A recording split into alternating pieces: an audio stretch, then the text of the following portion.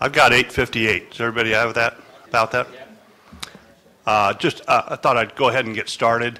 A couple things for our agenda today. Good morning, first of all. Apologize in advance. I've got a little bronchitis and a little fever going, so I got cough drops and that kind of stuff going. So bear with me if you would. We have a really good presentation for you this morning. We anticipate that we've got Russell talking about Greenwood Drive and the renovation of Greenwood Drive and reconstruction. We have someone from our engineering firm, Matt, will also be presenting some information for you and where our plans are to date on that. So we anticipate we'll probably break off into questions for Matt while he's here and Russell, and then we'll go back to our regular agenda and continue on and then break at the end again just before Q&A, and then we'll come back. I anticipate a lot of questions on the gate agreement and other matters, so we'll be here for a while. But I think the presentations will go fairly quickly today. We're hoping to get to the Q&A as quick as possible. So with that, Amanda, can you show the agenda up there? Okay, first Russell, as I mentioned, will come up and talk about upcoming projects as well as Greenwood Drive reconstruction. Amanda will give some communication information. David, update on the Alligators and the beach boardwalks, and then Toby, of course. And then I'll talk a little bit about what we expect from the gate fee agreement, and also a little bit of history on gate fees and traffic and that kind of stuff, just to give you some of that information. Then we'll break for Q&A. We are doing a webinar today. So in addition to our filming process, we have people online watching the presentation. They will also be available to ask questions. So Amanda will be giving us questions.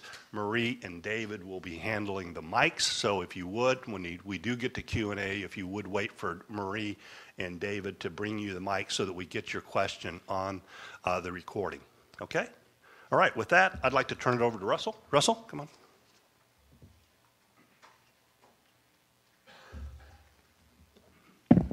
Good morning, everybody. Good to see you. And good morning to everyone that's on the web. Amanda, how many folks do we have on our webinar today?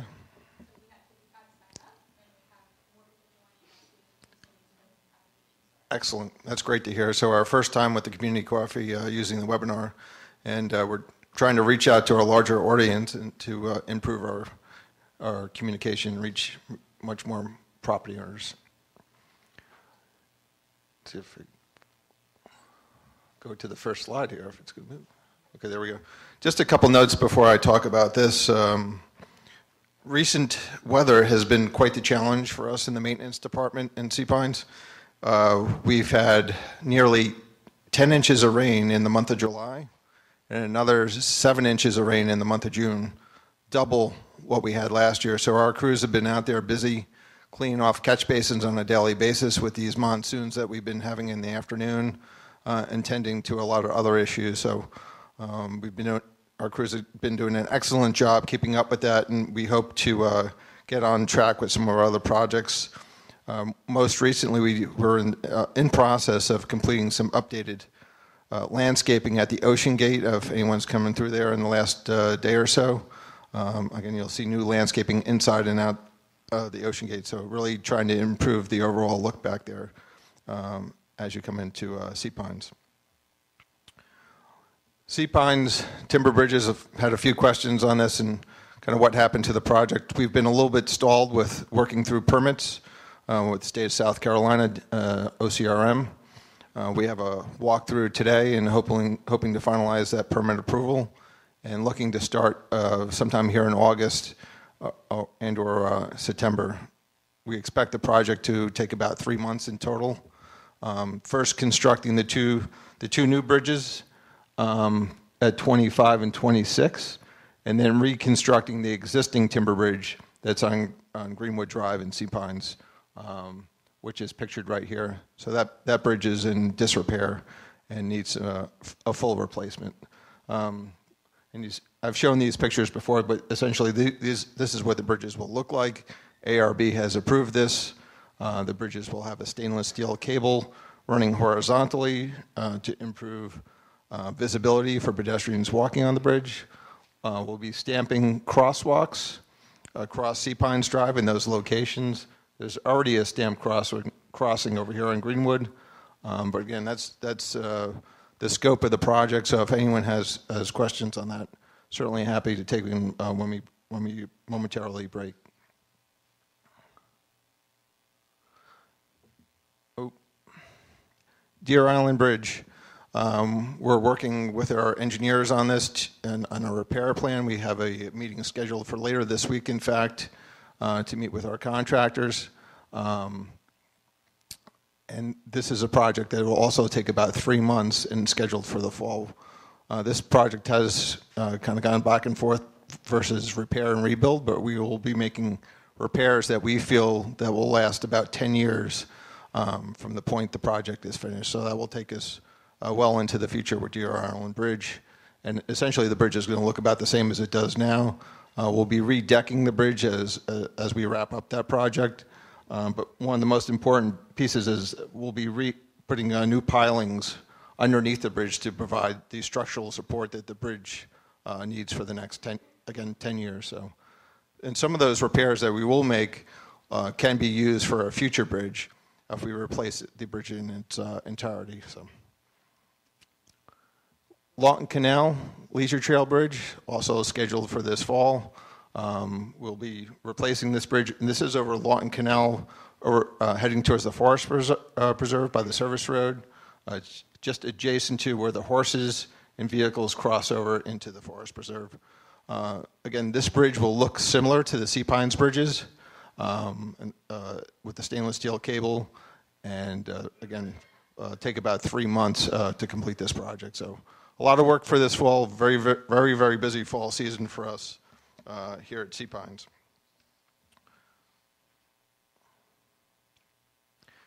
Greenwood Drive, we've spoken about this at numerous coffees and wanted to reinforce some messaging with this. We're looking to start this project this fall. One of our main goals of the project is to remove and replace existing curbing where necessary, regrading, improving drainage. This road was last overlaid about 12 years ago, and the difference between this project and what we're doing today is not just a milling and overlay. We're actually reconstructing the roadway, which is much more involved, much more complicated. So there's a lot of moving pieces.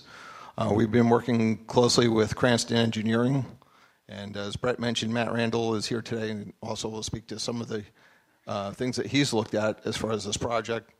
But again, it's very complicated and a lot of moving pieces, and we are working towards finalizing our traffic plan, of which I could promise there's going to be traffic delays, inconveniences, and pushing traffic onto adjacent roadways in Sea Pines. So it's a project that's very important to complete, as Greenwood Drive is in substantial disrepair. And when I say needing repair, that's everything from the drainage to the infrastructure, not just the roadway.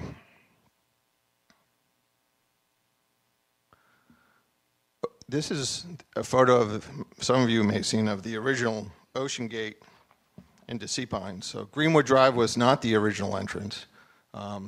So legend actually has it that J.R. Richardson and Kerry Corbett pulled a chain across every evening to keep the poachers out. I don't know, is Kerry here? Is that true, Kerry? But yeah. So I think that's before there was a security staff and a gate and all that kind of stuff. So, but nonetheless, it was the first attempts of establishing Sea Pines as a gated community. And again, Greenwood Drive was most likely built in the 70s and 80s. There's no real records from what my research showed me to find documents or plans, engineering drawings, or anything like that would lead us to believe how Greenwood Drive was actually constructed. So just want to show the project area. The project is starting here at Club Course Drive and continuing all the way down to the intersection of Plantation Drive and Greenwood. So 1.5 miles of road is what we're going to be reconstructing. As I mentioned, there's numerous facets to this, including there's traffic islands that need to be reconfigured at both ends of Greenwood Drive. There's wood guardrails that need to be rebuilt, curbing that needs to be removed, shoulders of the road that need to be regraded. So again, in reference to our traffic plan, we are developing that, and we will have to close portions of this roadway for periods of time in order to complete this in an efficient manner. And we're looking at all aspects of that to minimize any disruptions, delays, inconvenience to you, the property owners. And we'll try our level best to accomplish that. So some of the things that we've already done over the last couple of years to get ready for this project, a geotechnical investigation was performed to show what the roadbed is compromised of, to see where the roadbed needs to be reinforced. A topographic and property survey was completed, showing us elevations and our property boundaries. And cursory engineering was performed within the last year to determine feasibility and cost of the project. And most importantly, a hydrology study was completed to show where drainage is lacking along Greenwood Drive, along with the rest of Sea Pine. So there's multiple areas at Greenwood Drive where water is traveling a good 1.5 mile in one direction, and it's heading back on the opposite side of the road, connecting to some other lagoons. Again, very, very inefficient drainage on Greenwood Drive as we speak. And so Matt and his team are really looking to improve that as part of this project. So some of the current conditions, again, with the failing roadway, failing curbing, there's, as you can see, there's the asphalt is cracked throughout the roadway, curbing is falling apart. The other thing is water is being held on the road by this curb, further deteriorating the asphalt. As I mentioned, removing most of this curbing on the roadway will facilitate improved drainage. Some other photos, again, of washouts. You can see here failing curbing, failing roadway, failing asphalt. So we could continue to patch this road, probably spending in order of $50,000 a year for the next few years, or we could, or reconstruct and rebuild this roadway now. With that said, there's numerous other roadways in Sea Pines that need the same attention, North Sea Pines Drive being one of them. So this is one of many projects over the next 5-10 years that CSA has to rebuild and budget for. So as I mentioned probably in a previous coffee, this project is in the order of about $2 million. We expect the other projects to also be of high cost, and we're working through those evaluations now. Some other issues to point out, and again, you can see here, failing drainage, significant erosion along the sides of the road, makeshift drainage that was put in through the years by staff. Again, you can see here on this curb, there's a good 1.5 foot of curbing that's exposed now, which poses a safety issue, along with all the soil that's washing away into our drainage system. So these are all areas that need to be stabilized as part of this project.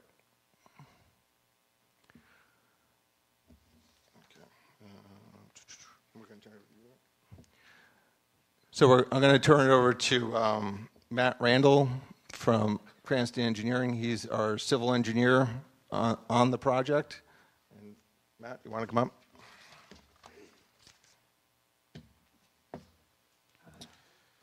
Good morning, everyone. As Russell mentioned, I'm Matt Randall. I'm in charge of this project for CSA. We've been working very closely to really accomplish these main goals. I was first tasked to really come in and to look at just overlaying the road, to repave it, to improve the current conditions. And after studying it, probably the main concern that we had was the drainage issues with the curbing put on there. It looked like it was actually put on after the original design to keep people on the road from running off. However, it also kept water on the road, and drainage is obviously a main concern and causes the base to deteriorate and the road to deteriorate faster. So our goal is, like we said, to rebuild 1.5 miles of Greenwood Drive.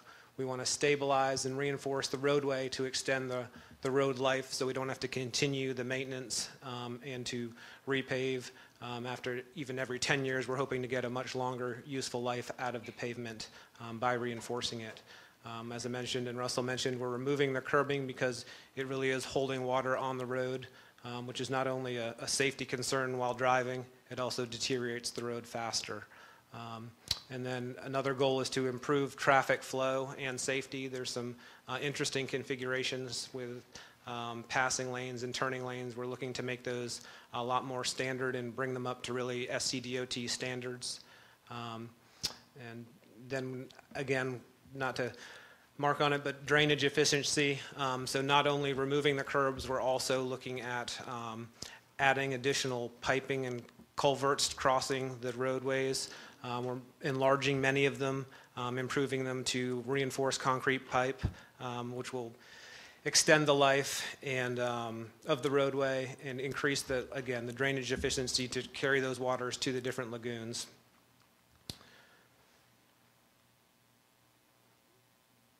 We can get this thing working. All right.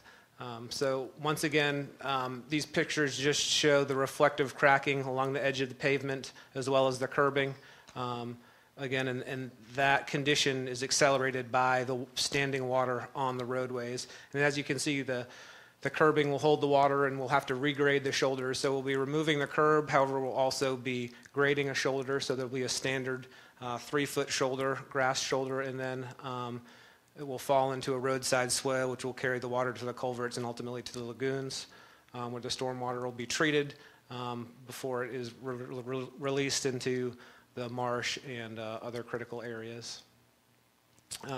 Some of the reinforcement products we're using, which was studied and recommended by the geotechnical engineer, is a product called glass grid reinforcement. This actually goes along after the road's milled. It goes over the pavement before the surface course is put on. And this is what will prevent that cracking from continuing without having to fully, it's called full depth reclamation, is a process where they actually rebuild the entire roadway, which is much more expensive. This product, we can mill it down, lay this product down, and it will add reinforcement. And then in the areas where we're widening and removing the curb, we'll put down new base, and this will kind of bridge those gaps. And is a great product to really extend the life from what they're telling us is basically a normal just replacement is maybe 7 to 10 years, where this will potentially even double the life, so we won't have to continue to do this every 10 years or even, as Russell mentioned, continue to do spot fixes, which is expensive and costly. And also the drainage, obviously there's a lot of maintenance involved with undersized pipes that need to be cleaned out all the time to maintain what drainage there is. That will not be needed as much. And then to get into just a very general project schedule, as Russell mentioned, we're looking to start in the early September, probably the full week after Labor Day. We expect that the construction will take approximately 12 weeks, and so we plan to wrap up sometime in early December. Obviously, this takes into consideration some delays for rain and whatnot, but weather is obviously unpredictable, and it is hurricane season, as we all know. But I think we've given ourselves enough time that we feel confident that it can be completed in this time frame. And some more information on the future community meetings. Thank you, Matt. Just one comment on the schedule. The asphalt plants do shut down in January and February, so that does not give us an option to obtain those materials. So we are planning for this fall, as it's currently outlined. What we'd like to do is hold some additional meetings. The next one will be on Tuesday, August 14th, 10 to 11:30 here at Sea Pines Community Center. We'll also be conducting a webinar for that meeting for those of you who cannot make it. So you'll have the opportunity to ask more questions at that meeting. And by then we should have our traffic plan together and be able to answer some more details for you at that time. So I think that I'm expecting a whole bunch of questions anyway. So we'll take a few questions now if anyone has a question or two, and then we want to move on to the rest of the agenda. So, yes, sir.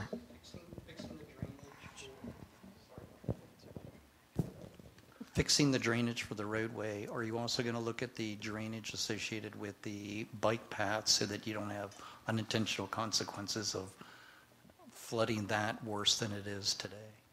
Yeah, absolutely.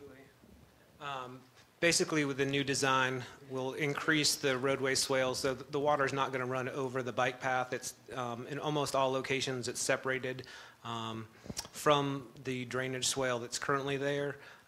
In some cases, we'll be shallowing that, so it will improve safety for that.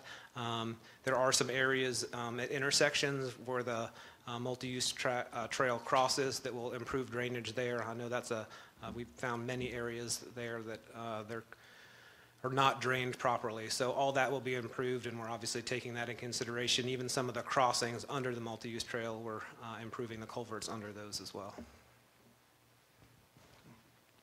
Yes, sir.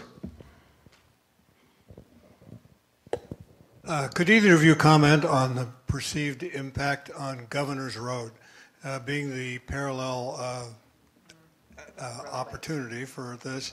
I'm sure there'll be a lot of traffic considerations, but what's going to be done about the Governor's Road? Is that the path of choice? Yeah. Well, you want the good news or the bad news? Let's start with the good news. Well, we are looking at all alternatives. I think one of our main goals is to minimize the amount of time this project takes. Originally, when we were looking at this project, we were looking at 3 solid months, maybe even more, to complete this work. So we're looking to shorten that time frame by at least 4 weeks. With that, we were going to have to close areas of Greenwood Drive to complete that. Therefore, traffic is going to be rerouted, more than likely rerouted, to the Ocean Gate as well as Governor's Road. Now, we're still working through those nuances. This plan's going to be pretty fluid, but we are looking at opportunities where we could reopen Greenwood Drive during the project. We're expecting that there's a chunk of the work that's probably going to take about 3 weeks to remove most of this curbing. And after that point, our hope would be to at least open 1 lane back on Greenwood. But in order to complete this project expeditiously, we're looking at all possible alternatives, even doing some work at night in some areas. Now, doing night work is very, very costly, so it's more than likely not going to be feasible for the entire project. That I could tell you. But again, to answer your question, yes, there's going to be traffic that's going to have to be rerouted. Mind you, school's back in session, so we have to work through all those nuances. And our whoever the contractor on this project will be, will have ample traffic control in place. So.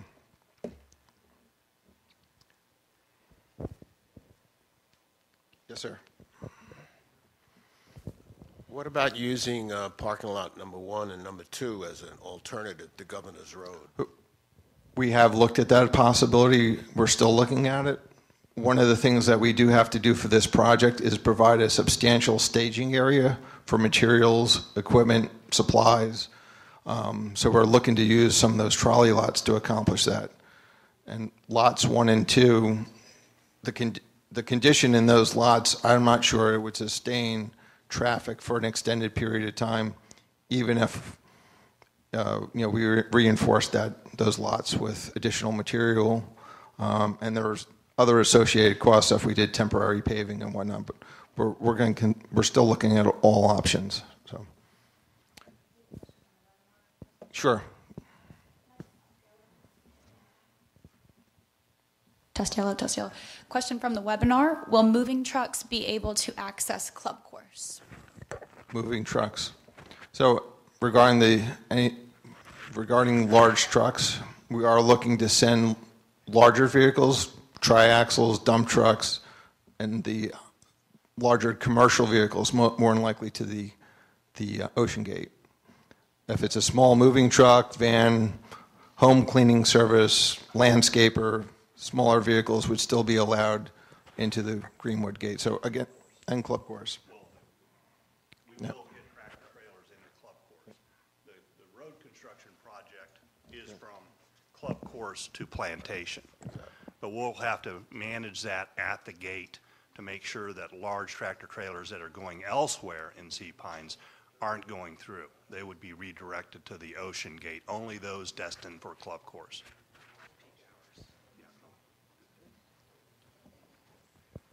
Yes, ma'am.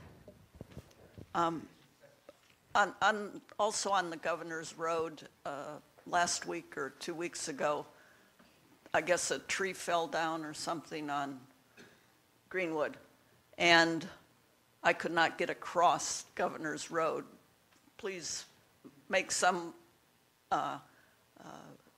accommodation for breaks in either a little stop-go or something so that people can get across Governor's Road.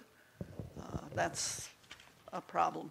I also have questions on the cost of the bridges across Lawton Canal or whatever, not Lawton Canal, well, Lawton Canal and the ones across South Sea Pines Drive. How much are they going to cost? Just to go back to your first question regarding Governor's Road, we have a traffic control plan as part of this, so egress and ingress into additional locations like Carolina Place and Lake Forest will be made as part of this project, as well as access for emergency vehicles, school buses, things of that nature. So allowing those sorts of things to enter into Club Course, as Brett mentioned. The project starts right after Club Course, is where we'll be having to close the roadway down. So all efforts will be made to facilitate movement of vehicles and property owners to their homes in those areas. I mean, just getting across the street. Exactly, and getting across the street, yes. To the question on the Sea Pines bridges, the approximate cost of the bridges is in the range of $100,000, as I've mentioned before, which also includes crosswalk stamping, asphalting, construction of the timber bridges themselves. That's for each bridge? No, altogether. Altogether? Yes. Oh, okay. And then what is the swampy tree farm across from CSA now? All these new trees that are boggy, look like another boggy gut? Yep, it's lot 4. Right. As I mentioned when we first started speaking, we've had 10 inches of rain in 3.5 weeks. What? The live oaks, you have saw palmetto in there, wax myrtle, and so forth. So trees that will tolerate those conditions and also tolerate salt water, because that area was inundated with salt water during Irma. So our landscape architect chose material that would tolerate those conditions. Any other questions? Related to Greenwood Drive. Correct. Okay. Yes. Quickly, Sure. will Ocean Gate remain single lane access, or is there a way to double that up?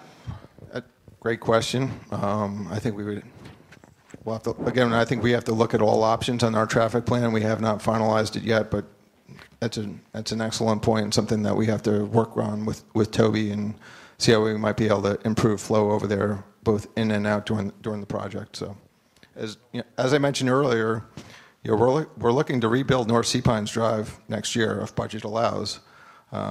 So that's a even more complicated project considering all the adjacent roadways, driveways, and that project would most likely go from Ocean Gate to Lighthouse Road right through through the beach club to the golf course. So you're talking about a lot of coordination for that project as well. So, but we hope you join us on the 14th, either through the web or here at the community center, and we could answer more of your questions then. So, one more. Last question from the webinar. Up on yellow, thank you. During the Greenwood, during the project, when traffic is being rerouted to the Ocean Gate, will there still be guest passes sold at the Ocean Gate with single lane access?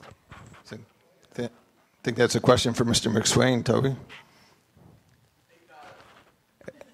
All right. Well, did you hear him? I'll enough everyone $8. So. Thank you so much. That was the last question, so we Okay. can move on.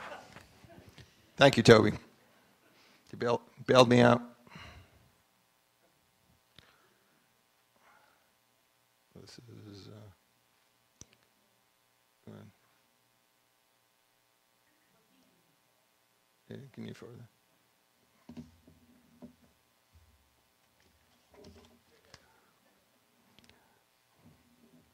All right, so without further ado, I'm going to turn it over to Amanda. So, Amanda?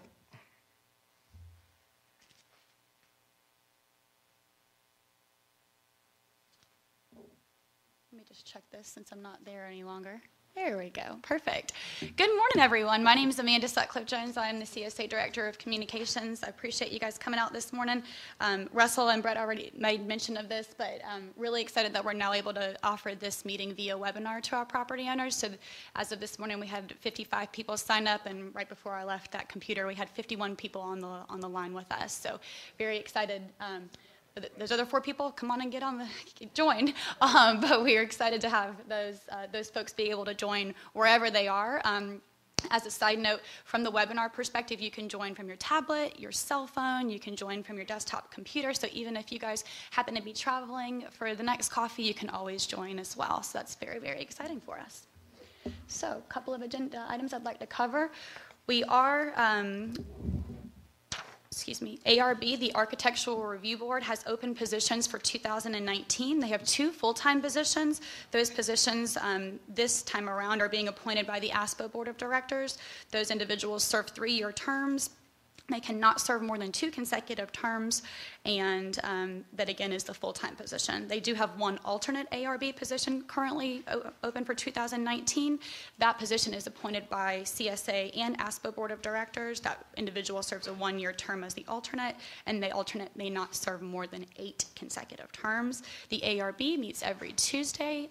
They're located at CSA 175 Greenwood Drive, and the interested candidates can submit a resume to Sandra Archer at sandra@csacpines.com. Today is the deadline. So if you're interested, please, we have previously communicated this. This has gone out several times, but just as a reminder, today is the deadline. So if you're interested, please get that to our office, to Sandra Archer.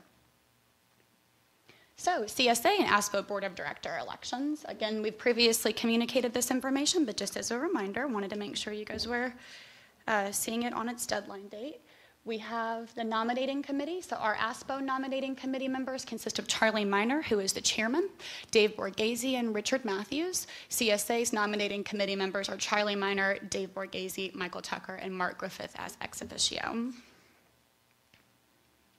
We are holding open board nominations for both the CSA and ASPO Board of Directors elections. We're looking for 3 CSA board directors to serve on a term beginning January 1st, 2019. The same for ASPO, 3 directors for that board as well. Interested applicants should see, we have forms at the door here, and then we also you can find those on our website at cpinesliving.com/2018 board. 2018 election here. And then we also have copies up at our administration building at 175 Greenwood Drive. The deadline again is today. So if you're interested in submitting an application, please get it over to Sandra Archer. We also have the opportunity to nominate by petition for both of those boards, for CSA and ASPO. The following requirements hold for a valid petition. They must be signed by 50 valid residential property owners for CSA. For ASPO, it must be signed by 50 valid ASPO members. So that's the the difference there. The candidate must be willing and ready to serve. Both CSA and ASPO bylaws require the petition to reach the nominating committee by October 1st. So that is a difference in those deadlines. Nomination by petition is not due until October 1st. You can see copies of the petition if you're interested, again, at cpinesliving.com/2018 election. And again, as a reminder, they're due by October 1st. If you have questions, you can contact Sandra Archer, and her number is right down there, or you can email her at sandra@csacpines.com. An update on our proposed strategic plan. We appreciate everybody's comments on our proposed strategic plan. From July 11th through the 25th, we circulated the proposed plan, and we received a high number of comments from the community. The comments were provided to the CSA Strategic Planning Committee, to the CSA Board of Directors, and to CSA staff directors for review. The CSA Strategic Planning Committee has met, and the committee made a recommendation to bring the plan before the board for their final approval. The CSA board is in the process of reviewing the plan, and they will take the plan to a board vote at a public upcoming meeting. If you are interested, again, you can see the proposed plan at cpinesliving.com/strategic plan. A few upcoming events to save the date for. Our next community coffee will be held here at 9 a.m. on September 5th. We also will be running a webinar for that meeting, so look out for information on how to sign up for that event. The next ASPO board meeting is going to be held on September 20th at 9 a.m. The next CSA board meeting is scheduled for September 25th at 3 p.m. here in the community center. The next coffee in October is going to be on the 3rd. Make sure that you keep in mind that that's our afternoon coffee. We typically try to hold one at least once a year, so that's our afternoon coffee at 5:30. We have a community blood drive scheduled on October 18th from 9 o'clock to 12 o'clock. It'll be out front at the Bloodmobile here at the community center parking lot. Details to sign up are coming soon. We will host our Meet Your Board candidates on October 24th at 2 p.m. here in this building. The bonfire event to support the Sea Pines Forest Preserve will be held on November 9th from 4:30 to 7:30, and then we are working on scheduling flu shots as well as a shredding event for the community. So we're looking forward to those events. And at this point, I'll welcome David Henderson to the podium so he can cover his agenda items. David.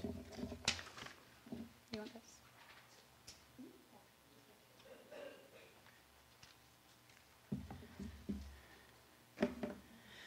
Thank you, Amanda, and good morning. I have to speak out the opposite side of my mouth today. Normally we're over there, so I'll do my best.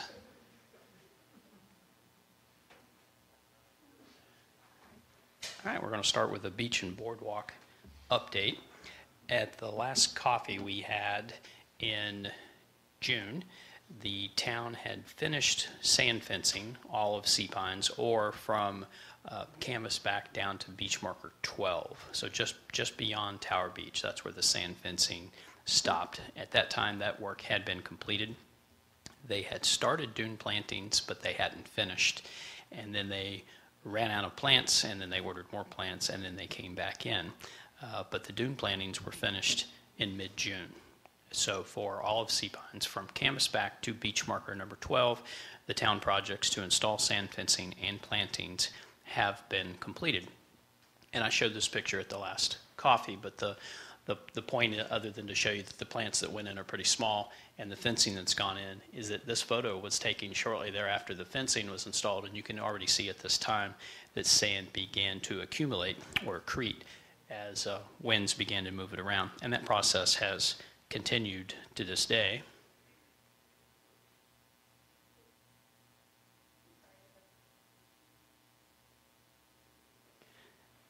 So here we are now, several months after fencing's gone in, and maybe a month and a half after vegetation's gone in. We still do have a moratorium. The Sea Pines Forest Preserve Foundation still has a moratorium in place on the rebuilding of boardwalks.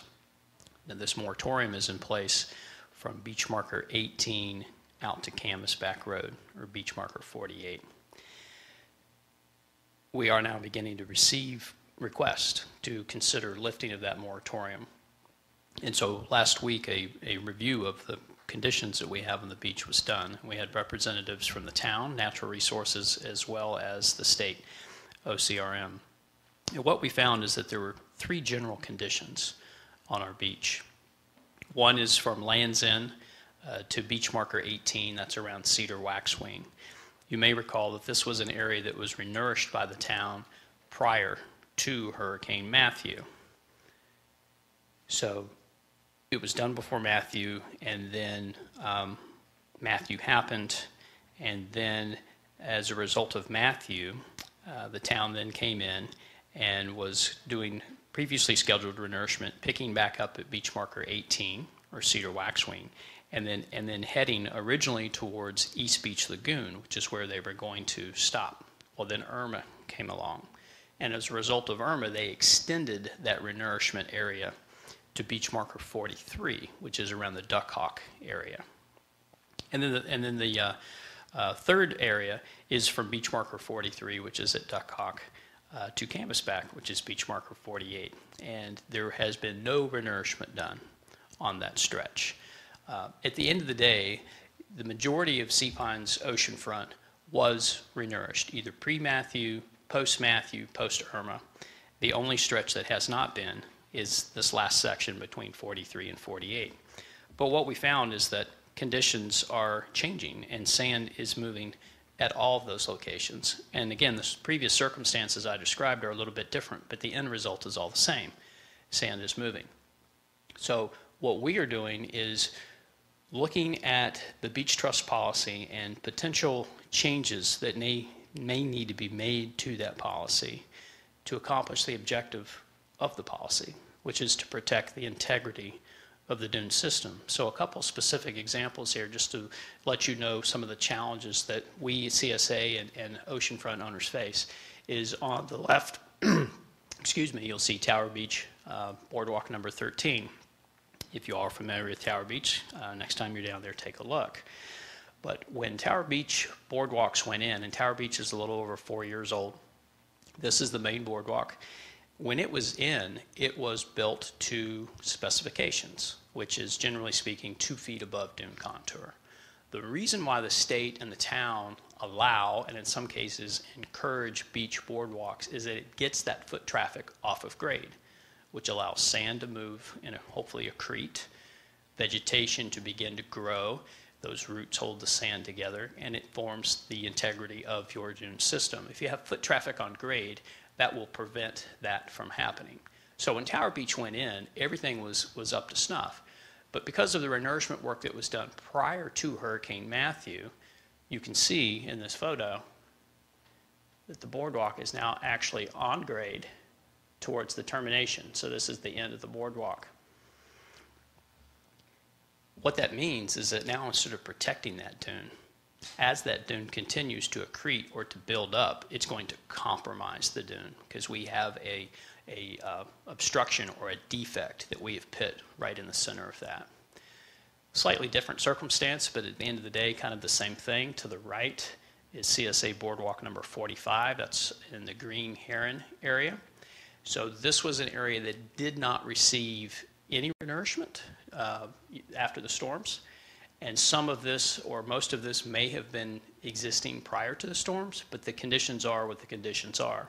And so what you'll see in this particular boardwalk is that it ends here, then it's foot traffic on grade, and then you can see where this dune is, but the foot traffic through grade has created a breach right through the center of it that will persist over time. And as these dunes accrete, and they will continue to build, because even though there wasn't renourishment that was done here, there was renourishment that was done further to the north. And the general sand patterns are, as they renourish further up the island, the sand migrates down our way. That's why generally our beaches are pretty stable. And a lot of the renourishment that the town does is more northern. But we do benefit indirectly from that as that sand migrates down. So here's the challenge. As owners, as CSA looks to rebuild boardwalks or to extend boardwalks, how do we do that in a way that protects the integrity of the dune system? Clearly, in these two examples, what needs to happen is that those boardwalks need to be, or portions thereof, need to be elevated to get that 2 feet above grade that is desired, possibly be extended. We do anticipate where the sand fencing is, that is where that primary dune is going to form. So if you were to stop your boardwalk just short of the sand fencing. Think about that. The sand fencing is going to form the primary dune. We're right back to where we started. So you need to be able to get the distance or the length of that with anticipated future conditions in mind. And the consensus from the group last week was that you would go 2 feet above grade until you get just about where the sand fencing is, and then you would go back to grade to allow for the continued formation of the dune. Example on the right, again, that boardwalk needs to be completely removed and rebuilt is what needs to happen. There are implications here. Boardwalks are expensive. I mean, we pay for a 6-foot wide boardwalk with a toe kick on, similar to what you have at Tower Beach there.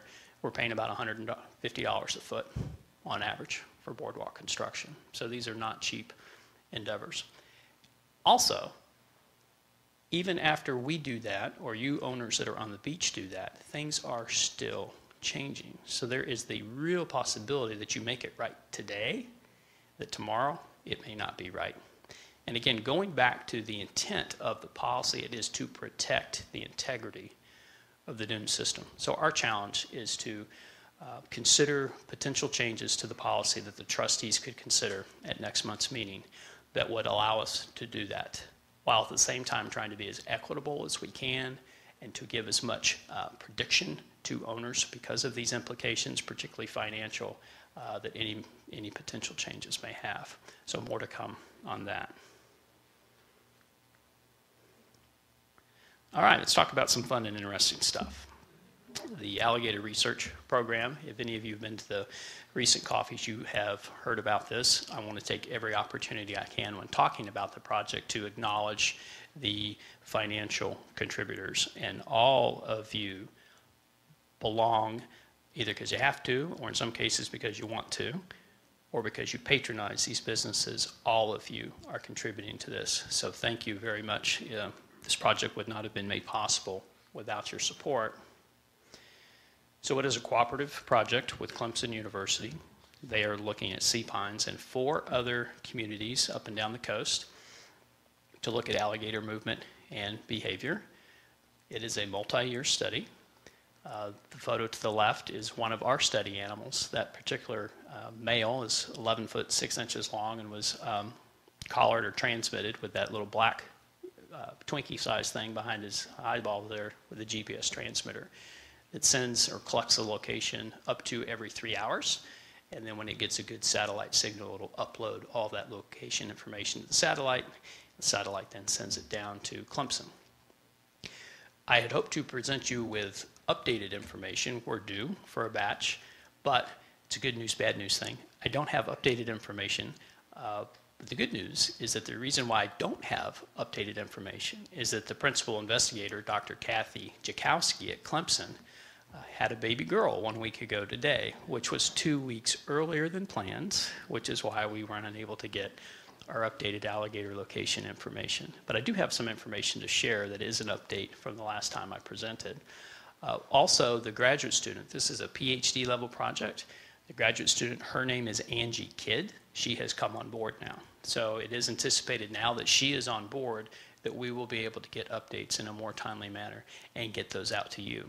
In fact, Angie is going to be here today after lunch with one of her technicians to do a little bit of site familiarization as well as checking up on their alligators. So if you remember, we had 6 alligators that were transmitted in sea pines, and we had one of them that went to Defusky and then was captured at Whitmarsh Island. And I'm going to give you an update on that, and I hate to do it, but I have to get this off my chest. It is a bit of a spoiler alert in that it doesn't end well. It doesn't end well. All right, so there's a lot of dots on this map, and I'm going to do my best to walk you through it. So we have Hilton Head here. All of these dots here are other 5 gators that, to the best of my knowledge, are doing what they're supposed to do and staying in their lane and all is well with them. That is them.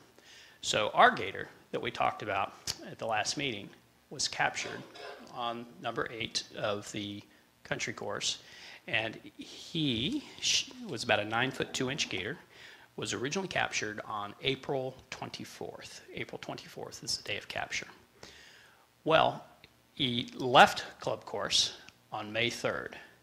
The left club course, here he is out in the middle of the Sound, went to Defusky Island. Arrived Hague Point area of Defusky Island on May 4th, and then left Defusky Island on May 27th. Left Defusky. Was then captured. So that is where the information kind of left off at the last meeting that we had. I did have a phone call that told me that the Alligator had been captured on Whitmarsh Island, but I didn't know how it went from Defusky to Whitmarsh. And we do know that now, in that when we last left off with this gator, it was kind of in this area here.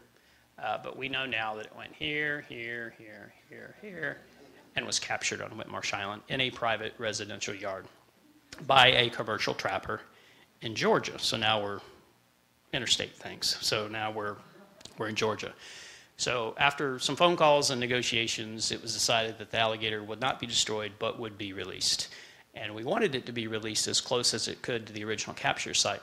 But I know now, based on the GPS data, that where it was actually released the following day, so it was removed from Whitmarsh on May 31st.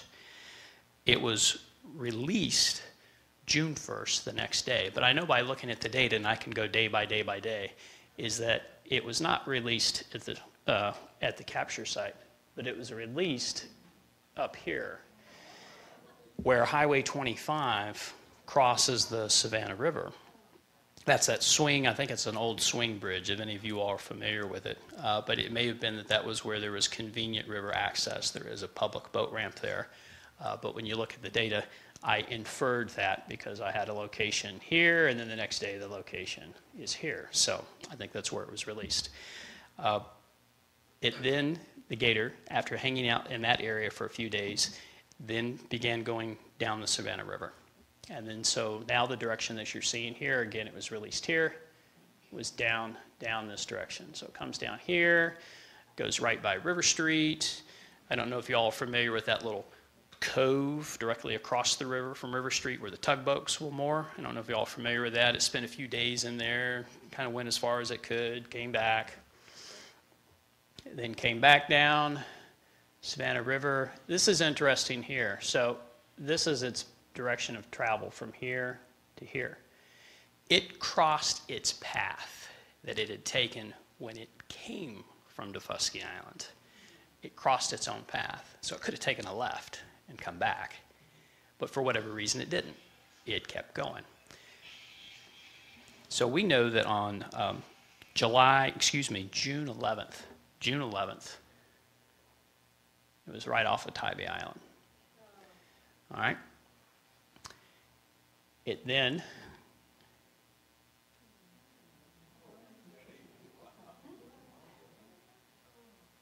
last location received, June 12th, 8.5 miles offshore. We don't know what happened to this alligator, and chances are we never will. There are many possibilities. It could be transmitter failure. The consensus from the experts is that the alligator died as a result of prolonged exposure to salt water. It died of dehydration. At some point in this process, probably towards the end, is a drift in the currents, decomposed to the point where it was either scavenged or naturally decomposed, sank, and the transmitter went with it. Now, they have had examples where transmitters have gone offline for some time to mysteriously pop back up. But at the end of the day, June 12th, 8.5 miles offshore, is where this alligator was last detected. So, again, the consensus from the experts is, sad and kind of boring at the same time. So, I have a wandering mind, and, at the end of the day, we know that we have great white sharks in the Hilton Head area. We have tags. People have tags on these great white sharks. This particular great white shark is named Hilton. And it was named Hilton because it was captured off of Hilton Head Island in March of last year. It's a 12.5-foot, 1,300-pound plus adult male great white shark. We know that they're here. You can see its track since that time on the left picture. Hilton is currently in Nova Scotia, so these sharks get around. But when Hilton was captured in March of last year, the capture location, right there, that's Hilton Head. So at the end of the day, I have rejected the reality and substituted my own, and encourage you to do so. But in my mind, that's what happened. Thank you for your time.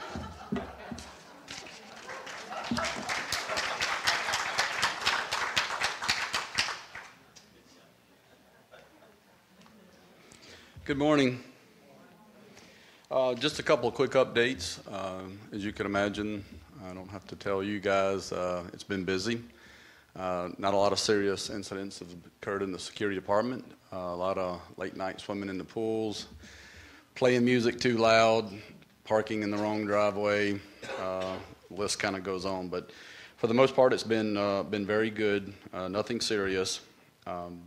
We did have 3 weeks ago there approximately, we had a burglary, a forcible entry burglary in the Harbortown area. There were some items stolen from that unit. It's kind of odd that it occurred in the daylight hours and not really anyone saw or heard anything. So I asked, please still be alert. We've had some items removed from unlocked cars. So if you have your vehicle parked in your driveway, I suggest that you lock it. There's just people pulling on door handles. We had 2 of those last month as well. A couple of arrests has occurred. One for stealing a golf cart, a DUI, and some drug offenses that we've dealt with. So for the most part, it's going good. I've got to commend the gate staff. It has been very busy at the gates. They've done a really good job with the amount of traffic that's come in. We've had some accidents. We've had some busted water mains that brought everything to a stop. So there's been some challenges, but I think there's light at the end of the tunnel. The kids go back to school here in 3 weeks. So we're all excited about that. So hopefully we'll have some relief at the gate. It's funny. There's a lot of things that we can police. There's certain things that we just cannot. And one of them is, and it's kind of strange because I've gotten an email from someone sitting in the audience today, and I've gotten 2 telephone calls about bathing suits. If you and your spouse or your kids wear banana hammocks and thongs to the beach, we don't police that. So if you're a chia pet with a rubber band on, we don't police that.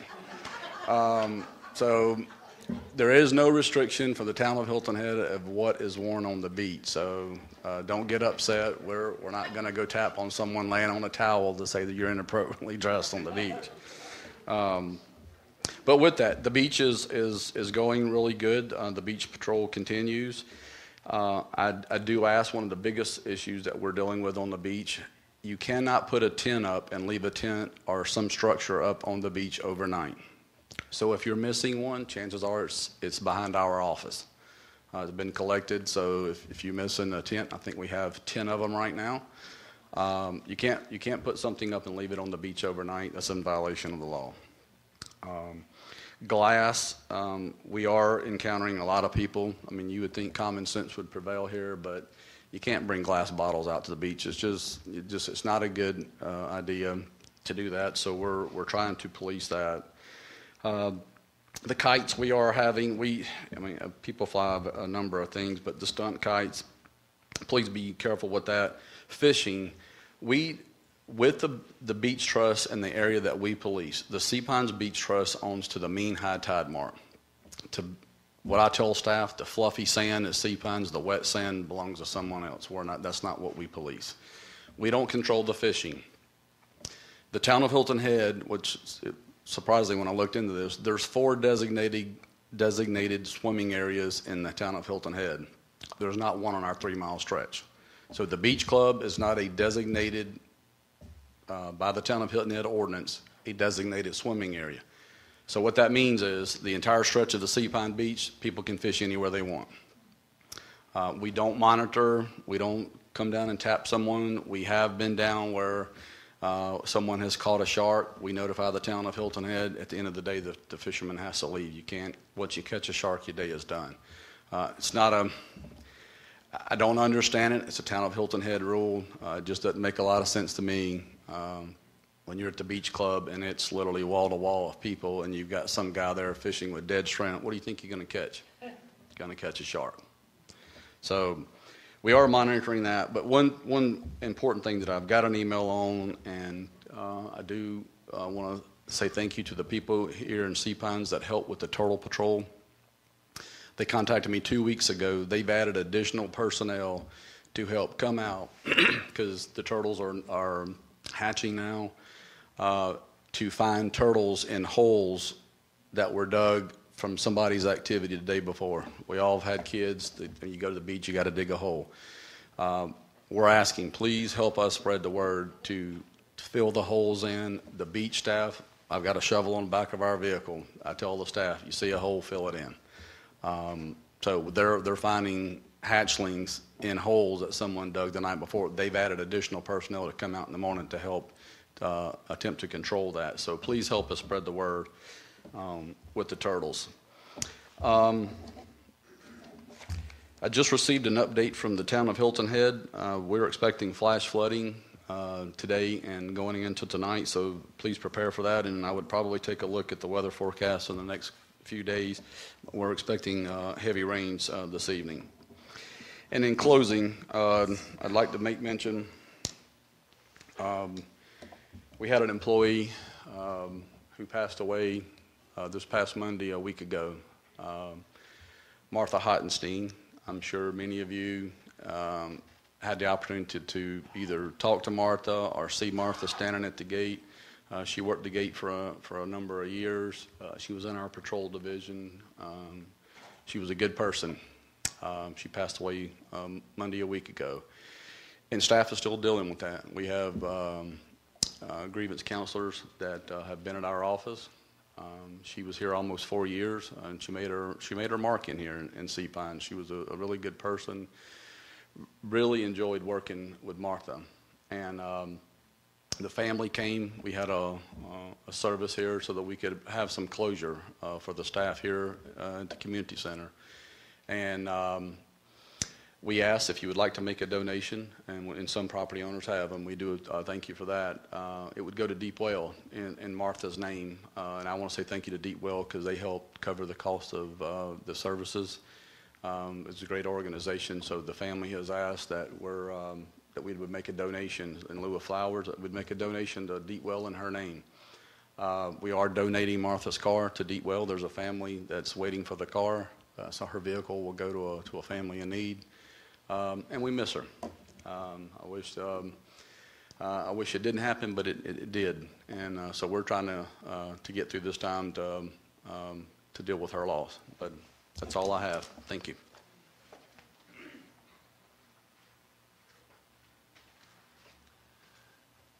Thank you, Toby. And yeah, it's a very sad circumstance, and we all miss Martha and will for a long time. I wanted to go through real quick, just some quick updates on the, really on the gate. Not specifically, there is some information specifically about the gate fee. Then take about a 5-minute break, and then we'll come back for a Q&A. We ran a little bit longer than I thought. Go ahead, you keep it. And let's just go into the slides, Amanda, if you would. Okay, so this may be hard for those in the back to see, but I wanted to give you a little perspective on gate fee revenue. And this is total gate fee revenue, which includes annual passes, commercial passes that are paid annually, as well as our daily, weekly, and monthly passes that do come in.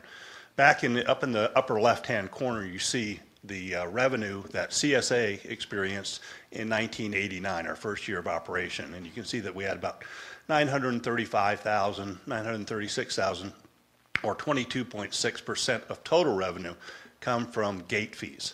At that time, 68.2% came from residential assessments.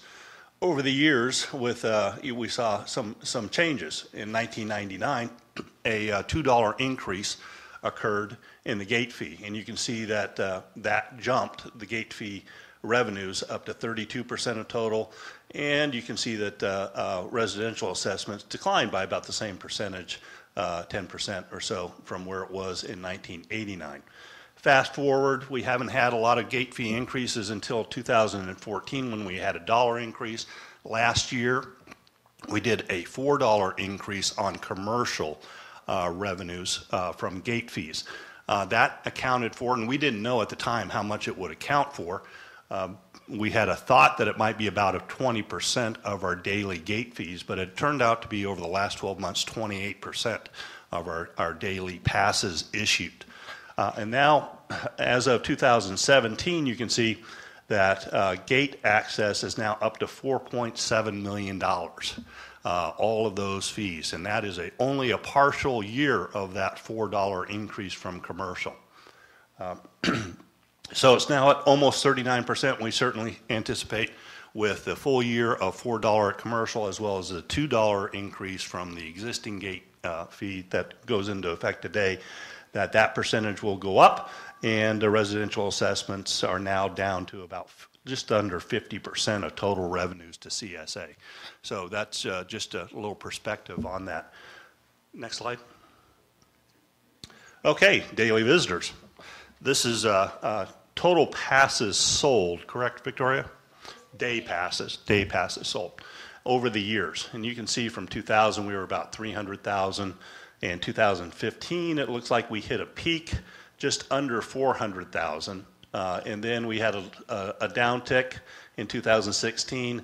We've gone up slightly in 2017 over 16, but I think we're still below where we were in 15. And we're a little bit down this year. We're about, what did we say, 14,000?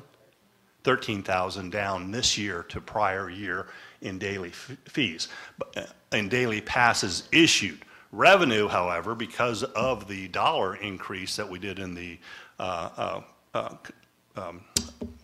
commercial, is up and up significantly. And we've also seen an increase somewhat in annual passes. You know, those commercial folks that come in all the time that don't want to pay the $10 now buy an annual pass so they don't have to pay daily as they come in. Next slide. And we'll come back to these slides in our Q&A if anybody has any questions specifically on them. This is total traffic. This is what comes in the two gates combined every day. This is the week ending July 29th, 14,000 vehicles on Monday, almost 15,000 on Tuesday, and so on and so forth.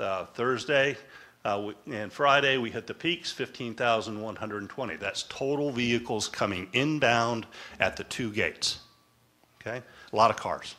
Of those, and these numbers are included in those totals, are the number of passes that we have sold, daily passes as well as commercial passes for each day. So you can see that, you know, on Mondays and Tuesdays, we sell a good number of commercial passes. Surprisingly, we sell a good number of commercial passes on Saturday, which was a little bit interesting to me. And then the number of dailies that we sell as well during those times. Now, we're in peak season. So these are, you know, we anticipate that this is, you know, about as high as it's going to get. We do not have total traffic data. We didn't start collecting this total traffic data until, I believe, May. We got some indicators out on the roadway so we could see how many vehicles were just coming in purely. And we're collecting that daily now as we go forward. Okay, next slide. Wanted to give a little information about what that meant, the $6 to $10 commercial. As I mentioned, it was 28%, or 108,000 commercial daily passes were sold over the last 12 months ending in June. That generated about $430,000 of revenue, additional revenue, just the $4 increase. Okay, next one. Okay, this is the $2 increase that went into effect today and what we anticipate it's going to be. I mentioned that we had about just under 300,000 total day passes, and as you saw, 108,000, I think it was, were of the commercial. which leaves us about 278,000, and these are the actual numbers over the last 12 months and ending in June, of passes for the $6 fee. If you add $2 to that and the volume stays the same going forward, that will generate about $556,000 over the 12-month period on an annual basis. And then, of course, we have agreed to uses, which is $75,000 contribution to the trolley marketing fund. So net revenues available for CSA's use for infrastructure and operations is about $500,000 a year. Next slide.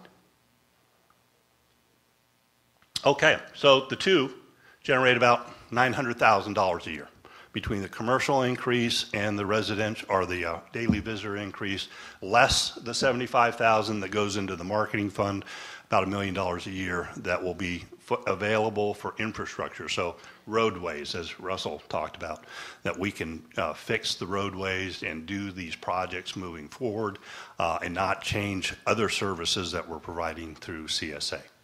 So I wanted to give everybody a little background. Amanda put this site up here. We've got really detailed information, probably overkill information at this location on how the gate fee and some of the answers to frequently asked questions are posted there for everybody's information. And of course, we'll come back here after a brief break and open it up for discussion. So we'll take about 5 minutes if that's okay, and we'll come right back. Thank you. And we do have questions from the webinar, I think, coming in. We've got David and Marie with the microphone, so let's open it up for questions. I also, just to let everybody know, I have Mark King here somewhere. Where'd Mark go? Oh, is he? He's coming out, okay. And Carrie Corbett, who were all involved in, and Michael Tucker, who were all involved in putting together the agreement. Okay, questions?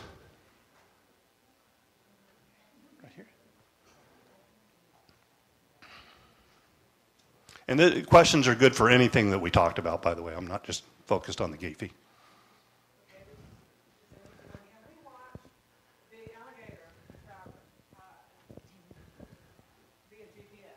Is there a way that we can access that? So the question was, can you now view the location data from the alligators? And the answer is no, but we are going to fix that. So the limitation up to this point was getting the graduate student on board, and that has since happened with Angie Kidd joining the team.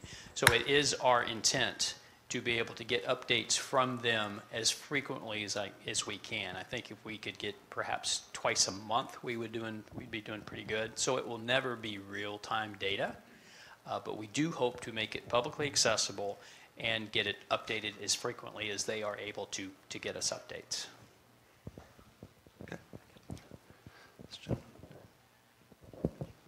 There was a mention that section between Green Heron and I guess Canvasback was not renourished.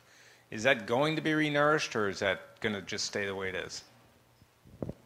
It will not be renourished. So the town, with any of their renourishment, but to include the post-storm renourishment, they have transects from the very beginning engineering data in which they look at beach profiles and calculate volumes. And so they make a decision based on those routine surveys that they do every year, make the determinations as to where renourishment needs to occur. So based on the engineering data that they have currently, there are no plans to do any renourishment along that stretch.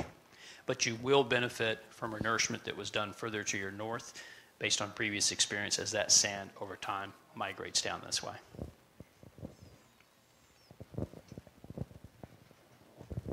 David, we manage some properties here in Sea Pines, one of which is Spice Bush, which is a weekly timeshare development on South Sea Pines Drive. And my question relates to the alligator study and their behavioral patterns. There's a beautiful little pond which the bikers certainly enjoy coming up and down South Sea Pines Drive.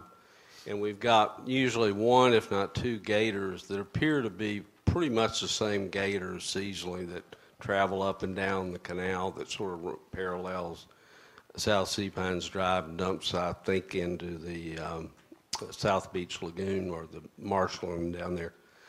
About once, sometimes twice a year, we have to fish one of those alligators out of the swimming pool at Spice Bush, which tends to create some excitement at times of the day.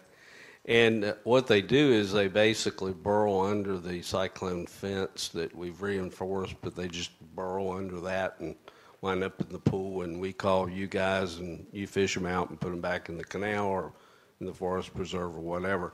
Is there anything that, as a practical matter, that we can do to prevent or interrupt that behavior, or is that just, that's nature and they were here before we were? Several good questions there. Specific to the behavior and trying to deter them from getting into swimming pools, Toby could maybe answer this better, but I do know it is a frequent call that security or the wildlife officer gets. Specific to your area, your challenge, and I'm very familiar with that lagoon, is that it's a really small lagoon. And my experience has been with similar situations where you have a small body of water that is surrounded by high density occupancy, is feeding, right? It's a problem community-wide, but chances are better than not that those gators, and that lagoon has always been popular with gators, is that they probably are being fed. And feeding is very challenging because, the expression is, fed gator is a dead gator. And it's a challenge because if you think about it, with all the volumes of people that we have in here, particularly during the summertime, even if just 1% or 0.5% of those that are here that are visiting, whether through ignorance or indifference, choose to feed that alligator, as you get that new crew every week throughout the summer season, and then the rest of the year, it's a big problem. It's a really big problem. So doing what you can, and I know there's signage there, to discourage people from feeding alligators is probably the first most important thing that you can do. As far as keeping them out of pools, it's generally been pretty random. We have had a few gators that just seem to work that into the routine for whatever reason. I've heard different theories. Part of it is that the pool could be cooled, and that the water, because they use the environment to thermoregulate, some pools, in addition to heated, are actually cooled. So on a really, really hot day, it may be a way for them to cool off. I've also heard that the chlorine may help them with some of their ectoparasites, but I don't know why, but they do occasionally end up in pools. A couple other quick things is that there was a question earlier about, are we going to replace the gator that was lost? And that will be a question posed for Clemson. As far as their study design goes, the transmitters themselves are pretty expensive. They're about $2,200 a piece. When we did capture the 6 gators in sea pines, we did the best that we could. The capture was done over a day and a half. So we had a team come in, and we had scouted out as best we can, but we distributed them as best we could. So we had that one in Club Course, the one that left. We had 2 in the Forest Preserve. We had 1 in South Live Oak, and then we had 2 on the Harbortown course. So we have a pretty good distribution. It could always be better, but there may be potential for adding additional animals in the future. Also, the last thing I wanted to mention, and I failed during my presentation, was that Dr. Jakowski and or her graduate student Angie have offered to come down, hopefully sometime this fall, to present to the community, and they'd be able to give you a lot more information about the bigger picture. Remember, we're only one of 5 communities that are participating, so we're going to try to get them down as well, because there does seem to be a lot of interest in the project. Okay, this lady right here.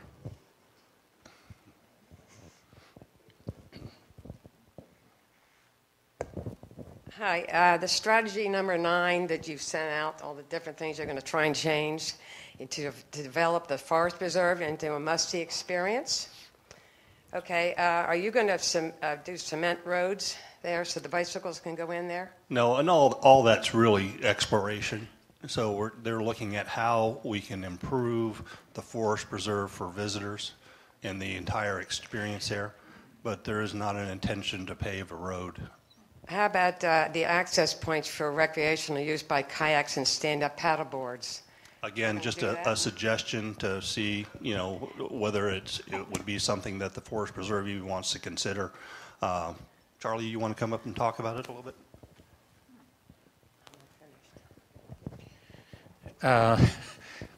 We don't think paddleboards should be used in the Forest Preserve. There's a gator there that voted in favor of it.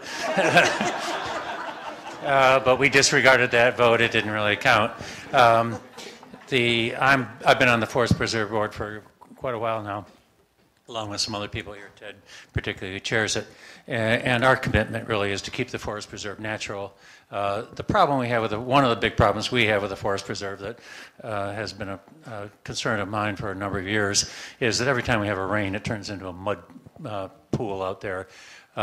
David's been able to take tailings from road work and improve the access there, but the access will always be pervious so that rainwater can dissipate. We need some additional drainage so that thing doesn't pool up. A lot of the residents year-round use that, try and access that with bike path. There's no bike path back there. We would like to see a bike path going back to Fish Island. It would not be a paved bike path. It would be gravel, very much like the one on the Rice Dike, if you go across the Rice Dike. And even that gets pretty well beat up when you have a big storm. So those are the plans for the Forest Preserve. We'd also like to replace that dilapidated pavilion out there and put a flush toilet out there. But that's the extent right now of the plans for the Forest Preserve. And it is really to enhance it for the residents. It's a great spot for people, and it's a great place to get back and hike or hopefully, if you have decent weather, drive a bicycle back there. Okay, one other thing, or two other things. Parking at the pool at Harbor Town. You go there at 9 o'clock and there's no parking. It's all taken up for golfers and tennis people. There's no designated area right there. We've had to go across the street. We never had that problem before. Well, I don't know that I know how to answer the question because this is the first I've heard that there's been an issue. I've heard that there's been an issue with parking there. We do have that parking area that's in front of the tennis facility. That was an add-on about 3 or 4 years ago. And then there's usually parking under the inn that's never used, or the conference center. We'll look into it. I'm not. This is the first I've heard, so yeah, all this kind of unaware. And I haven't heard that from Rob Bender, that kind of oversees the pools for us. Okay, well. But we'll bring it up and we'll see what can or can't be done. And one more thing, we're driving down Greenwood from South St. Pines Drive, and one of the curves before you get to the circle, one of the trolleys was coming up, going really fast, and the trolley's like in a tip type of thing. I mean, they're speeding. That's why there's accidents. We do monitor the speed on the trolleys. We have a system that determines what they're going, and Toby and his team go through that regularly with the manager. So if there's a time or a specific trolley or a route that you have an issue, get on the phone, call us, please. Let us know about that too. If we can, that behavior is not acceptable. Okay, just on the trolley, we have a synchromatic system. All of Sea Pines is GPS. All of the speed limits in Sea Pines are GPS along inside the trolley. If the trolley speeds, I get a text message. So it automatically sends me a message that the trolley has exceeded the posted speed limit. Now, I've got to be honest with you, I haven't received one in over a month. But we do monitor that. We call the driver. We know who's driving the trolley, but we do monitor that. Yeah, and we can check it to make sure it's working. Okay. Other questions?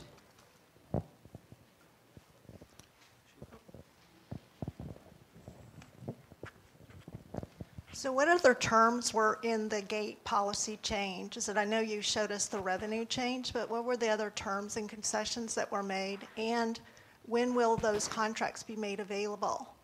The contracts are, by policy, not available. There has been some discussion on making available, and there was some information that was sent out that we were trying to do that, and that people had agreed, but that is not the case to make those available. You want to add or go to the same questions? So what was Mark Griffith referencing in his email? He thought that he had gotten permission to move those out, to release that, and that's not the case. It's against policy, it's a board action, and required agreement from all the parties. So it has not been released and is not going to be released. Sea Pine Center, Sea Pines Resort, and CSA. Now, you had, what was the other question that you had with that? Where were all the terms, the full terms, and what concessions were made? I can go through some of the, things that are going to We'd like impact to hear accounting. all of them. We'd like to hear all of Well, them. that would be releasing the agreement. We're not releasing the agreement, but I'll talk to how this is going to impact us from a pass office, from a operations perspective. There's several provisions in there that will allow for, one, marketing of the commercial. There's a contribution from these fees to go to market the commercial. Those are held by CSA, okay, and distributed in accordance with the agreement on the purpose of helping to market certain things for commercial operations within Sea Pines. Their desire is to maintain their business, and that's what the agreement is at its heart, to try to maintain their business and make sure that they are successful. So that part of it is certainly going to appear in our financial records. Okay, those are going to be available for everybody to see. We are also issuing passes for commercial operators. They have to call the pass in. Okay, our procedure for passes is you get a pass code, just like all residential property owners, you have your code, right? You can call a pass in for whoever you choose. This allows them to call in 250 passes for someone they name and choose. Okay, so those will be accounted for as well. And we'll let you know how many of those are issued. Yes, sir. With respect to those 250 annual passes. They're not annual, they're day passes. I'm sorry, I understand. 250 day passes per year. If a merchant does not pay the 1.5% or 1% or 0.5% or whatever the fee assessment is, because their landlord is paying it, do they still qualify for one of those 250 day passes? In other words, does every shop at South Beach get 250 passes, or does South Beach, because they pay the one fee for all of those shops, get 250 passes to distribute to all of their tenants? Yeah, we'll get more information on how it's going to work out specifically. But right now, CSA has 51 commercial tenants who pay a fee to the trust fund. That fee is based on a prior gate agreement, which means they pay 15 cents per square foot for second floor and 20 cents per square foot for first floor. If they pay that, they will receive these passes. There may be some broader uses of that, but we'll have to define that as we move forward. They pay that to their landlord, and their landlord sends that to CSA. So when you say they qualify for the passes, yes, do you mean the tenants or do the you tenants. mean the landlord? The tenants. Is there anywhere on the website where the 51 commercial entities that qualify for these passes is identified? I don't think so. Not at this time. I don't think so. We can work on that, though. I have a question from the webinar. Yes. Okay. Go ahead, Amanda. Up on yellow, Dave. Thank you. Question from the webinar. This is a question from property owner Daniel Westerbeck. Please identify by name how each CSA director has voted on the revised gate entry agreement thus far. Note, it is already known that at least one commercial director, possibly more, has opposed this agreement. I think that's all posted. It will be posted in the minutes. That's correct. So that will be posted in the minutes. Thank you, Brett. Other questions? Anybody else? Okay, in the back there, the gentleman. Then we'll come to this lady. There seems to be some sort of construction or what have you down at the gallery. What is going on down there? The Publix, who owns the site, they own that entire site. What we own now from the gallery of shops is just the pad where the building is. There's a little perimeter that we own, but that parking lot, which we have a right to use an easement over, is owned by Publix. They are storing materials to re-roof their buildings there. That's what that material is. You're welcome. This lady.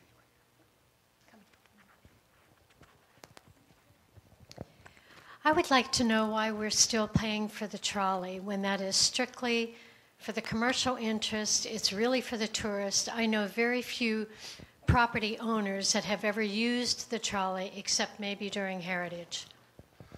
The trolley is part of a prior gate fee. When we went from $3 to $5, there were uses specified for the $3 to $5 fund, and part of that was the trolley, and that's how that comes under CSA, and that money comes to CSA to pay for the trolley.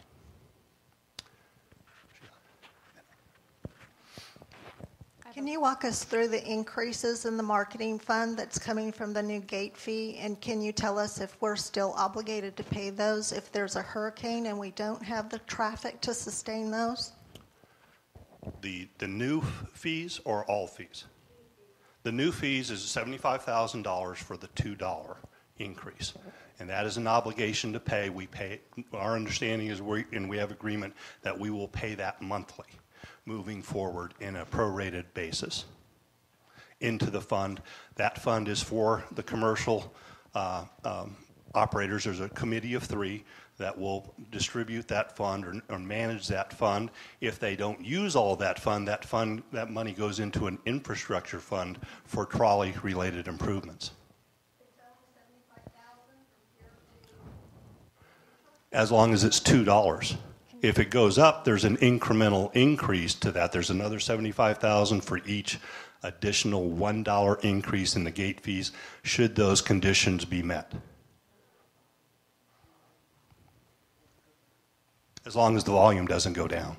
If the volume continues to stay where it is, those increases will take effect as early as August 1st of 2020, I believe.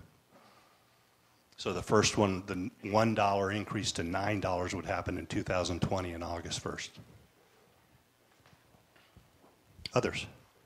Gentlemen. I understand that a lawsuit has been filed as a result of the trolley accident, and as a CSA, where is CSA named as a defendant in that action? And if so, where does that stand? It's with insurance. It's coverage. Insurance is taking care of that. And how much insurance does CSA have on the trolley accident? Oh, we have, what are our limits? $26 million. And you're assuming that the insurance company can handle and will handle it? Yes, we're working with them directly. Okay.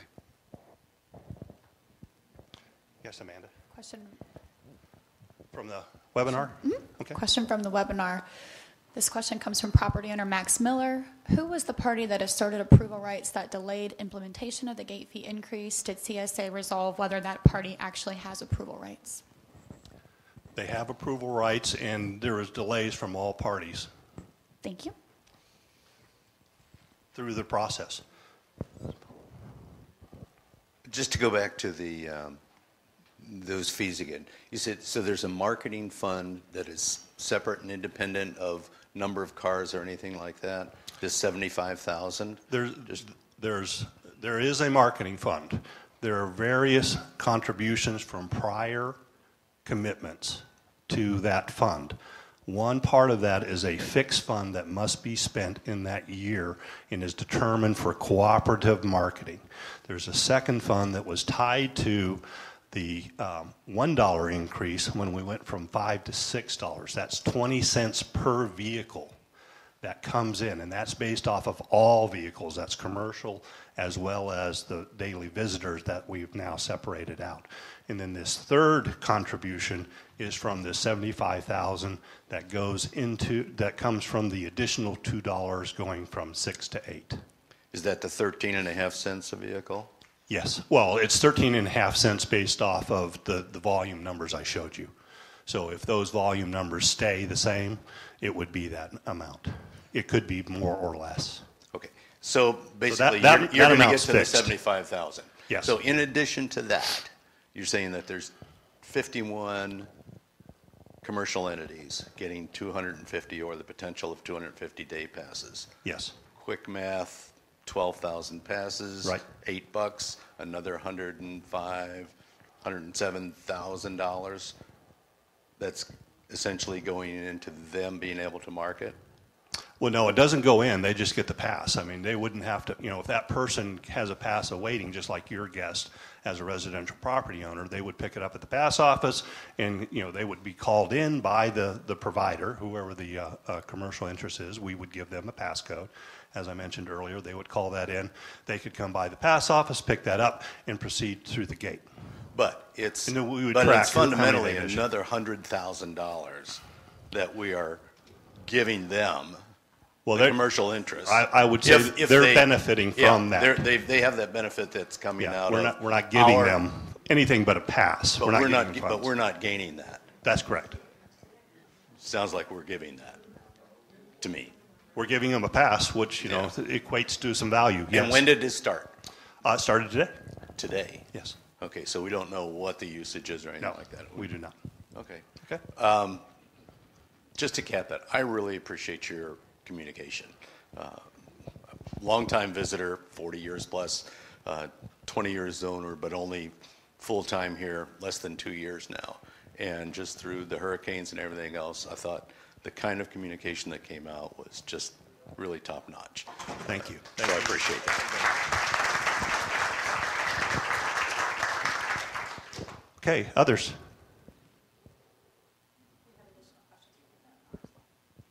Let's do Christopher, then we'll go back to the webinar.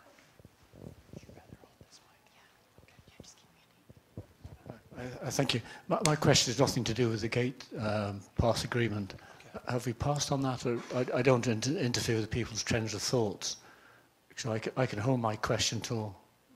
Oh, no, you can go ahead. Okay. I'm a very enthusiastic biker.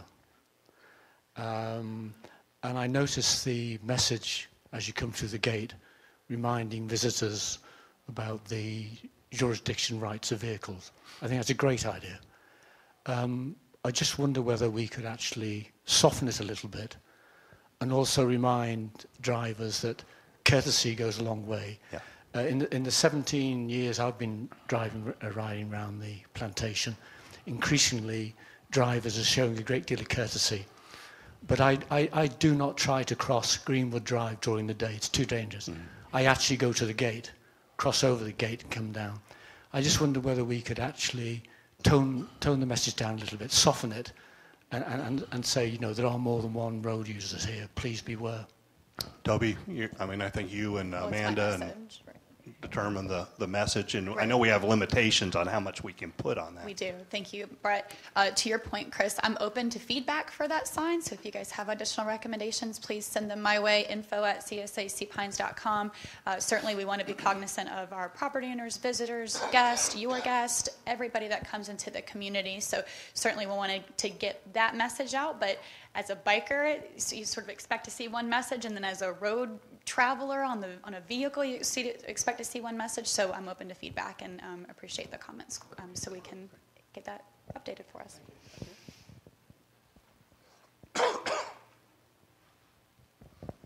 I really favor that message as it's stated. It's perfectly clear. I don't think it's rude, but I do think it's clear, which is something we often discuss at these meetings, confusion and clarity. So I really appreciate it.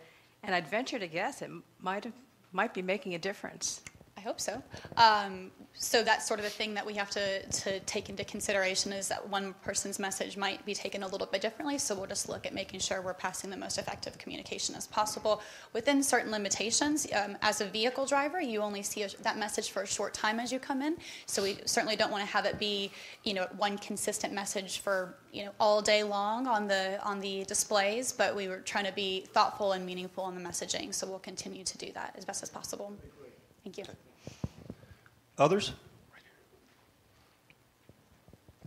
Yes, I think it was in your magazine where there is a real big increase in false crawls for the turtles this year.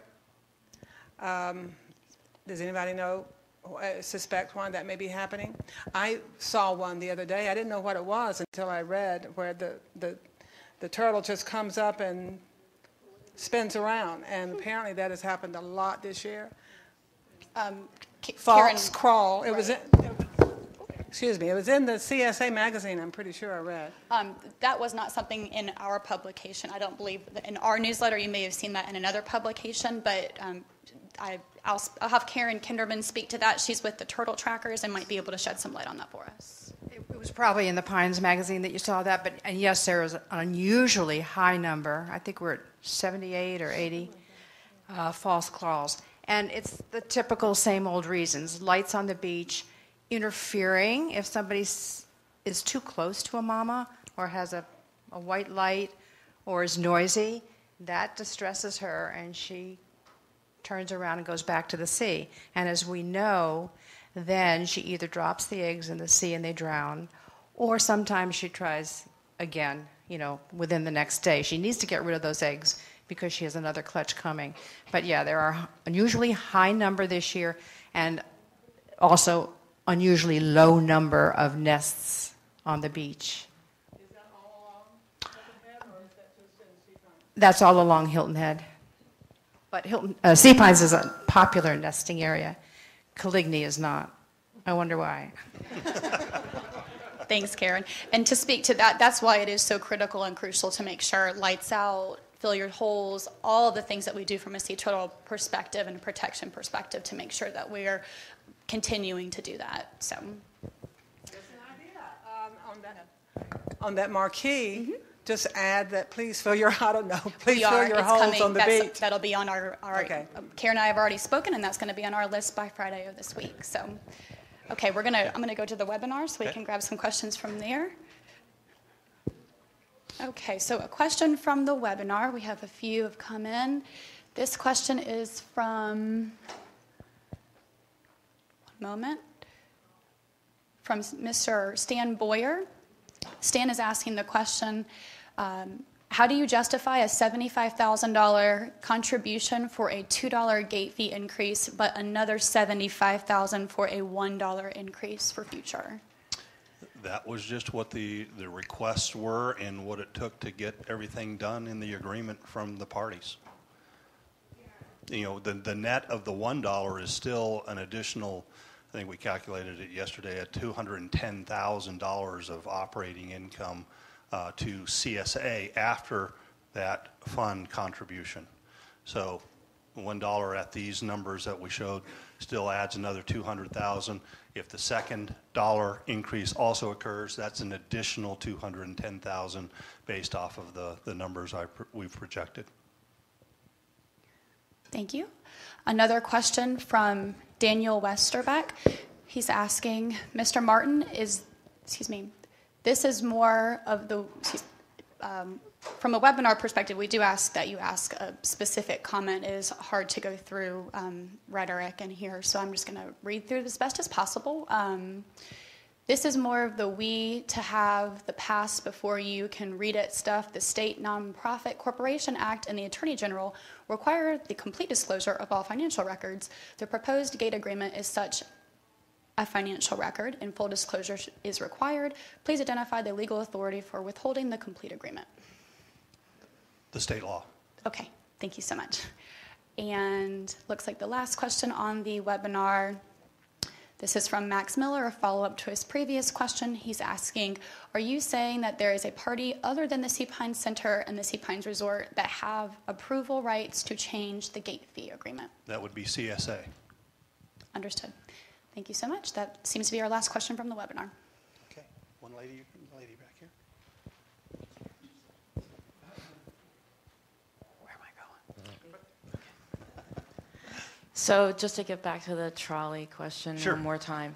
The survey before last, when the homeowners replied, and it was at 81% of low usage or no usage, I wonder why the question is asked. You get the response from the homeowners, it's rather negative in terms of the usage, not that it shouldn't exist, but that the homeowners don't use it so much. And then it comes up, as we're aware, as a feature of the gate agreement, and you've stated that it continues. Can you just elaborate a little bit about the thought of that in perpetuity and how that is or isn't the case? Because when the homeowners speak and then we seem to be continuing to to pay for it, and I know you might say we don't pay for it, but the gate pays for it. The $3 to $5 increase that occurred way back in 1999 was eventually adjusted to help pay for the trolley, Okay, that $3 to $5 increase was contingent upon these funds being used for these purposes. So the potential of the fund going away and the fee going away is there. Now that's between the parties to agree to how these funds are used and how they are accounted for, not accounted for from an accounting perspective, but from their perspective, that they are for the appropriate use as provided for in these increase agreements that have happened over the years. So can the agreements change in the future? Absolutely. Right. Okay. And the bottom line of why that question was on the survey, was it simply for you to gain knowledge that the homeowners don't really use it? Yeah, and Amanda, I don't know if you have the information. It was either low or no usage.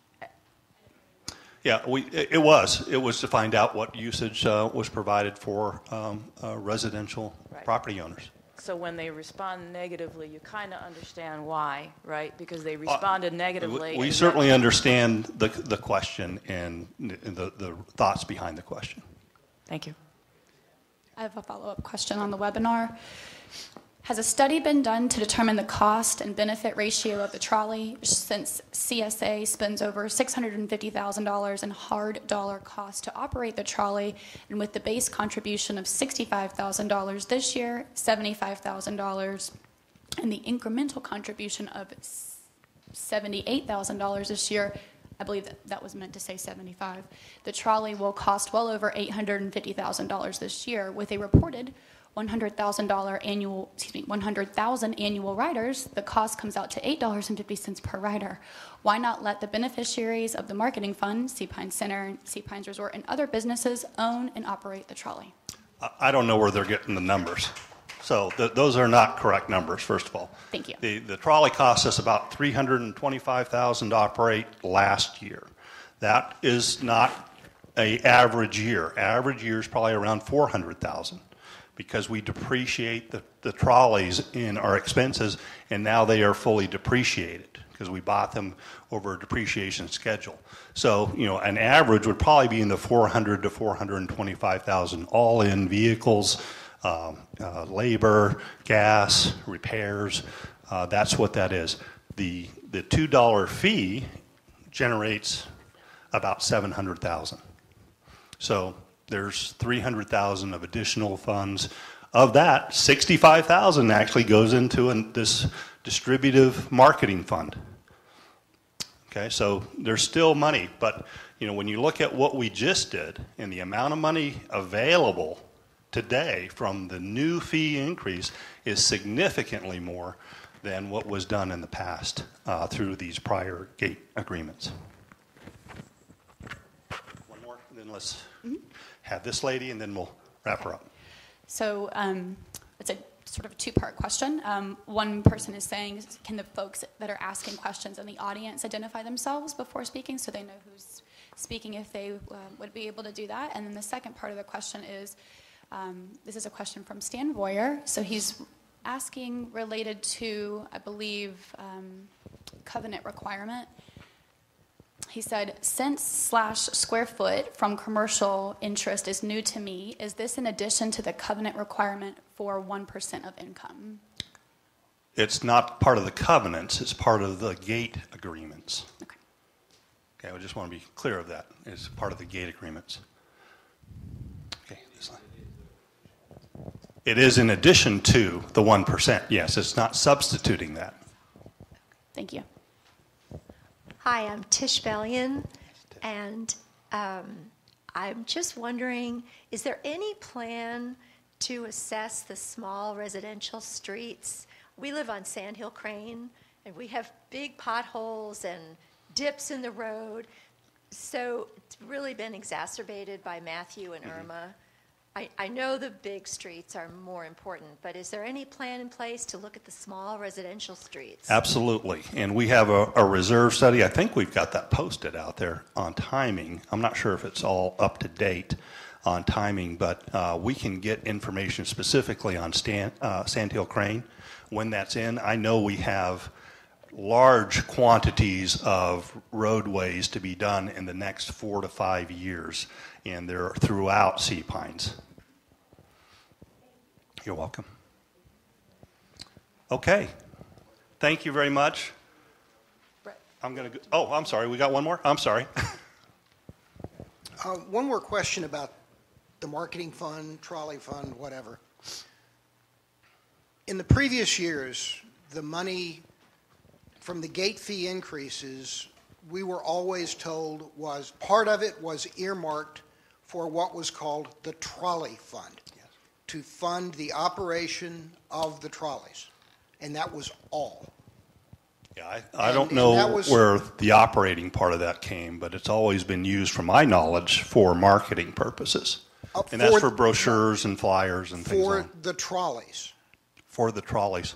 And that's consistent with our covenants and with agreements. The new agreement gives, it's now being called a marketing fund to encourage the merchants, or to enable the merchants to market their businesses.